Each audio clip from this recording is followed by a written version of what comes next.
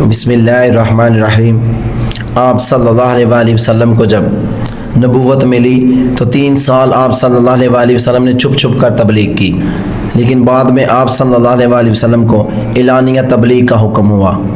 تو آپ صلی اللہ علیہ وآلہ وسلم نے اس کا کیسے آغاز کیا، آئے جانتے ہیں۔ قرآن و حدیث کی روشنی میں ہمارے ساتھ موجود ہیں امی ایان۔ السلام علیکم۔ وعلیکم السلام ورحمۃ اللہ وبرکاتہ۔ نحمدہ ونصلی علی رسولہ الکریم، اما بعد، بسم اللہ الرحمن الرحیم۔ جب اکا دکا افراد کو خاموشی سے اسلام کی دعوت دیتے ہوئے 3 برس گزر گئے، قریش اور دوسرے قبیلوں کے کچھ اچھے لوگوں نے اسلام قبول کر لیا، اور یوں اسلام کی علانیہ تبلیغ کے لیے حالات میں تھوڑی سی گنجائش ہوئی تو اللہ تعالیٰ نے رسول اللہ صلی اللہ علیہ وسلم کو حکم دیا، وَأَنذِرْ عَشِيرَتَكَ الْأَقْرَبِينَ وَاخْفِضْ جَنَاحَكَ لِمَنِ اتَّبَعَكَ مِنَ الْمُؤْمِنِينَ وَإِنْ عَصَوْكَ فَقُلْ إِنِّي بَرِيءٌ مِّمَّا تَعْمَلُونَ۔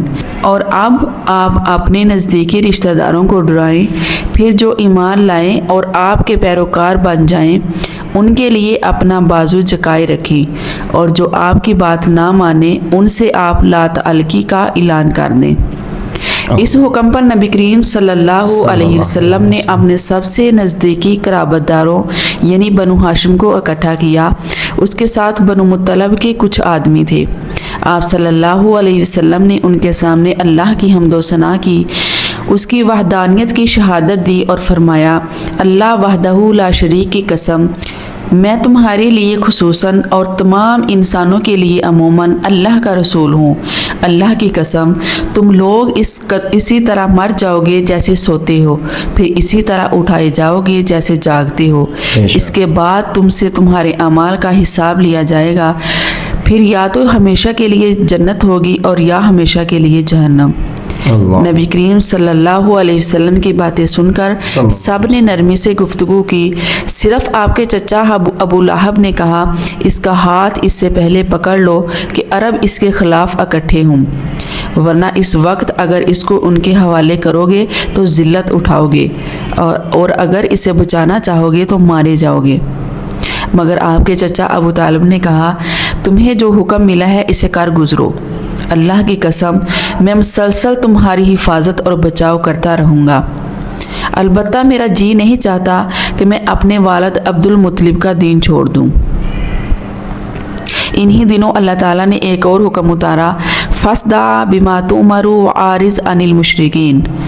تمہیں جس بات کا حکم دیا جا رہا ہے اسے کھلم کھلا بیان کر دو اور مشرکوں سے منہ پھیر لو۔ بے شک۔ یہ حکم ملنے کے بعد ایک روز رسول اللہ صلی اللہ علیہ وسلم صفا پہاڑی پر تشریف لے گئے اور سب سے اونچے پتھر پر چڑھ کر صدا لگائی، یا صباحا۔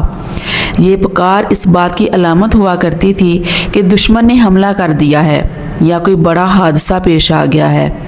اس کے بعد نبی کریم صلی اللہ علیہ وسلم نے قریش کے ایک ایک خاندان اور کنبے کو نام بنام پکارنا شروع کیا، یا بنی فہر، یا بنی عدی، یا بنی عبد مناف، یا بنی عبد المطلب، اے بنی فہر، اے بنی عبد مناف، اے بنی عبد المطلب۔ جب لوگوں نے یہ آواز سنی تو کہا، یہ کون پکار رہا ہے؟ کچھ لوگوں نے بتایا کہ محمد صلی اللہ علیہ وسلم۔ اس پر ہر طرف سے لوگ دوڑ پڑے، یہاں تک کہ اگر کوئی آدمی خود نہ آ سکا تو اپنی جگہ کسی دوسرے کو بھیج دیا کہ دیکھ کر آئے کہ کیا بات ہے۔ یوں سب اکٹھے ہو گئے تو آپ صلی اللہ علیہ وسلم نے فرمایا، ارأیتکم لو اخبرتکم ان خیلا بالوادی بصفحہ ھذا الجبل ترید ان تغیر علیکم اکنتم متصدقین۔ یہ بتاؤ، اگر میں یہ کہوں کہ اس پہاڑ کے پیچھے وادی میں گھڑ سواروں کی ایک جماعت ہے تو تم پر حملہ آور ہونا چاہتی ہے تو کیا تم مجھے سچا مانو گے؟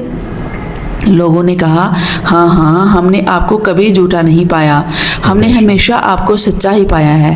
تب آپ صلی اللہ علیہ وسلم نے کہا، فَإِنِّي نَذِيرٌ لَكُمْ بَيْنَ يَدَيْ عَذَابٍ شَدِيدٍ إِنَّمَا مَثَلِي وَمَثَلُكُمْ كَمَثَلِ الرَّجُلِ رَأَى الْعَدُوَّ فَانْطَلَقَ يَرْبَعُ أَهْلَهُ فَخَشِيَ أَن يَسْبِقُوهُ فَجَعَلَ يُنَادِي يَا صَبَاحَ۔ अच्छा तो मैं एक सख्त अजाब के आने से पहले तुम्हें डराने वाला बनाकर भेजा गया हूँ। मेरी और तुम्हारी मिसाल ऐसी है जैसे किसी आदमी ने दुश्मन को देख लिया और झटपट दौड़ा कि घर वालों की हिफाजत का बंदोबस्त करे, लेकिन इसने ख़तरा महसूस किया कि दुश्मन इससे पहले ही इसे आ दबोचेगा, लिहाजा वो ज़ोर ज़ोर से पुकारने लगा, या सबाहा। इसके बाद नबी करीम सल्लल्लाहु अलैहि वसल्लम ने लोगों को दावत दी